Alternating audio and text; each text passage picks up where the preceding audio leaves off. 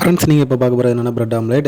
எதனால் இது செஞ்சேன் அப்படின்னா, வெளியே நல்ல மழை பெஞ்சது. என் பொண்டாட்டி ஏதாவது ஸ்நாக்ஸ் வேணும் அப்படின்னு கேட்டுகிட்டு இருந்தேன். நான் வந்து வீட்டில் உனக்கு பிரெட் ஆம்லேட் செஞ்சு தரேன் கேட்டு ஓகேன்னு சொல்லிட்டா. அதுக்கு முதல்ல வந்து வெங்காயத்தை வெட்டிக்கிட்டேன். வெங்காயத்தை வெட்டிக்கிட்டு 2 பிரெட் எடுத்துக்கிட்டேன்.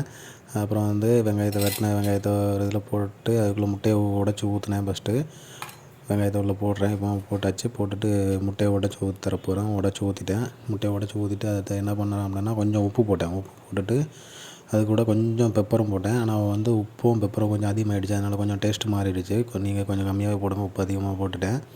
பெப்பரும் போட்டு நல்லா கலக்கிக்கிட்டேன். கலக்கினதுக்கப்புறம் என்ன பண்ணேன் அப்படின்னா, தோசை சட்டியை எடுத்து கடாயை எடுத்து அடுப்பில் வச்சுட்டு அடுப்பை ஆன் பண்ணிவிட்டேன். அதுக்கப்புறம் கொஞ்சமாக எண்ணெய் தெளிச்சுக்கிட்டேன்.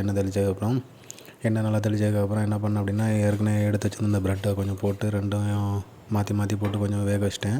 சூடு பண்ணிவிட்டு அதுக்கப்புறம் என்ன பண்ணேன் அப்படின்னா, ஆல்ரெடி கலக்கி வச்சுருக்கிற முட்டையை உள்ளே ஊற்றிட்டேன். முட்டையை ஊற்றி ஆம்லேட்டு நம்ம என்ன பண்ணுவோமோ அந்த மாதிரி தான் முட்டையை நல்லா கலக்கிட்டு ஊற்றிட்டு அதுக்கு மேலே நான் ஆல்ரெடி சூடு பண்ணி வச்சுருந்த 2 ப்ரெட்டை போட்டேன். ப்ரெட்டை போட்டுட்டு என்ன பண்ணேன் அப்படின்னா, கொஞ்சம் நேரம் வெயிட் பண்ணிவிட்டு அதை அப்படி இப்படி பரட்டி போட்டு எடுத்துகிட்டு செம்மையாக இருந்தது. நல்லா அந்த பெப்பர் அதிகமாக இருக்கிறதுனால அந்த கலர் வந்து கொஞ்சம் டிஃப்ரெண்ட்டாக இருக்குது. மற்றபடி டேஸ்ட்லாம் ஓகே தான். உப்பு மட்டும் கொஞ்சம் அதிகமாகிடுச்சு. இப்போ மாற்றி போட்டாச்சு. நல்லா வந்ததுக்கப்புறம் எடுத்து என்ன பண்ணேன் அப்படின்னா, இப்போ நல்லா வெந்துடுச்சு.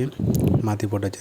அடுத்த சைடு மாற்றி போட்டு நல்லா வெந்ததுக்கப்புறம் அதை எடுத்து ஒரு தட்டில் வச்சு நல்லா அப்படியே நம்மளுக்கு கடைகளில் கட் பண்ணி தர மாதிரியே அழகாக கட் பண்ணிவிட்டு என்ன பண்ணேன் அப்படின்னா, தொட்டுக்கிறதுக்கு அது கூட சாஸ் வச்சுட்டு இப்போ வந்து நான் எடுத்து வச்சிட்டேன் தட்டில்.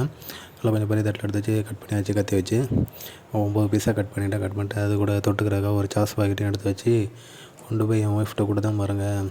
செம்ம சந்தோஷமாக வாங்கி சாப்பிட்டா. ஸோ நீங்களும் இதை மாதிரி உங்கள் ஒய்ஃபுக்கு வந்து சர்ப்ரைஸாக கொடுத்துருக்கீங்களா அப்படிங்கிற கமெண்ட்டில் பண்ணுங்கள். என் ஒய்ஃப்கிட்ட கூட தான் நல்லா சந்தோஷமாக சாப்பிட்டுட்டு உப்பு மட்டும் கொஞ்சம் அதிகமாக இருக்கு சொன்னால் அதை வச்சு தான் அந்த வீடியோ போட்டேன். உப்பு மட்டும் கொஞ்சம் அதிகமாகிடுச்சு.